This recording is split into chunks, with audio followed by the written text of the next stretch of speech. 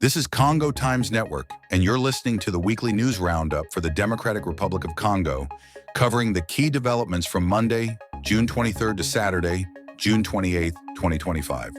We begin this week with a significant diplomatic breakthrough. On Friday, June 27th, the governments of the Democratic Republic of Congo and Rwanda signed a landmark peace agreement in Washington, D.C. The deal, mediated by the United States and Qatar, seeks to end nearly 3 decades of violence, recurring invasions, and regional instability that have devastated Eastern Congo.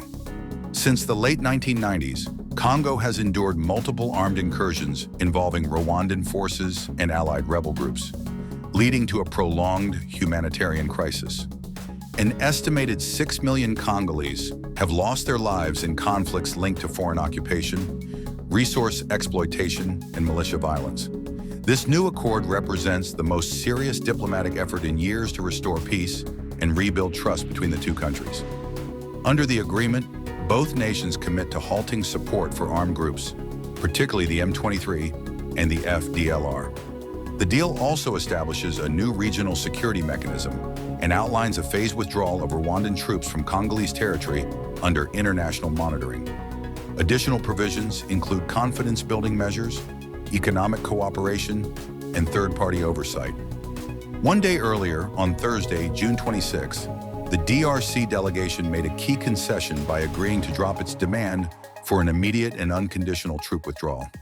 Instead, both sides endorsed a gradual, step-by-step disengagement process, coordinated with regional partners and aligned with efforts to disarm militias and restore state control in conflict-affected areas.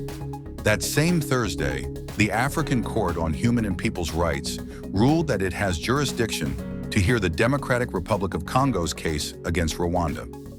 The lawsuit accuses Rwanda of military aggression, human rights violations, and the illegal exploitation of Congo's natural resources through proxy armed groups. The ruling marks a significant legal milestone. For the first time, the court confirmed it can evaluate claims of interstate aggression under the African Charter. Judges unanimously admitted the case and instructed Rwanda to submit a written defense within 90 days. If it proceeds to trial, the case could set a powerful precedent for regional accountability in international justice in Africa.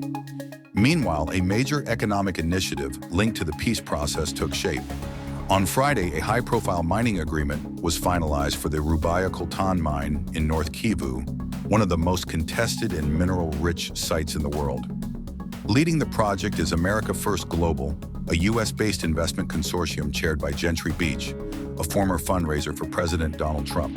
The deal includes 3 other key partners: Mercuria, a Swiss commodity trader; Sakima, Congo's state-owned mining company; and Ngali Holdings, a Rwandan government-backed investment firm.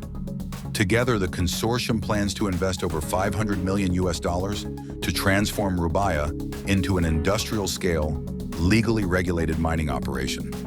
Under the agreement, coltan extracted in Congo will be processed at a new smelter facility in Kigali, Rwanda, for export through internationally recognized supply chains. While the specific equity shares have not been publicly disclosed, each partner plays a defined strategic and operational role. The initiative is being framed as a peace-driven economic development model and as a counterbalance to illicit mineral trade routes that have historically fueled conflict. Also on Friday, the Congolese government extended its existing ban on cobalt exports by an additional 3 months. The policy is aimed at encouraging domestic refining and asserting greater national control over strategic mineral resources. Global markets reacted swiftly. Cobalt prices rose nearly 10% on China's WEX exchange, hitting 254 yuan per kilogram, around $35 per kilo. The spike was driven by the withdrawal of over 100,000 tons of cobalt from the global supply chain. Analysts warn of rising pressure on inventories and the potential for further price volatility in the months ahead. Despite these diplomatic and economic strides, violence on the ground remains a sobering reality. Also on Friday, the Kodako militia carried out a deadly attack on a camp for displaced persons in Jangi, Ituri province. 11 civilians were killed, including women and children. The attack drew condemnation from both local leaders and humanitarian agencies. who are calling for stronger protections for vulnerable populations.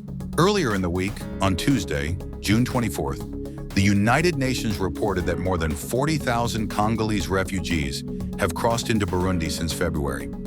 Most of them fled renewed violence in North and South Kivu. Relief organizations warn that conditions in temporary shelters are rapidly deteriorating due to shortages of clean water, food, and medical support.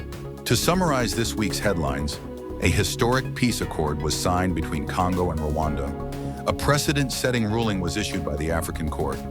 A major U.S.-backed mining deal was finalized in Rubaya. The Cobalt export ban was extended, driving global price increases, and displacement and violence continue to plague Eastern Congo. The Democratic Republic of Congo stands at a defining moment. Between war and peace, foreign interests and national sovereignty, crisis and opportunity. For in-depth reporting and reliable updates from the heart of Africa, subscribe to Congo Times Network on YouTube. Don't forget to turn on notifications so you never miss a breaking headline or expert analysis. Thank you for listening, and until next time, stay informed and stay engaged.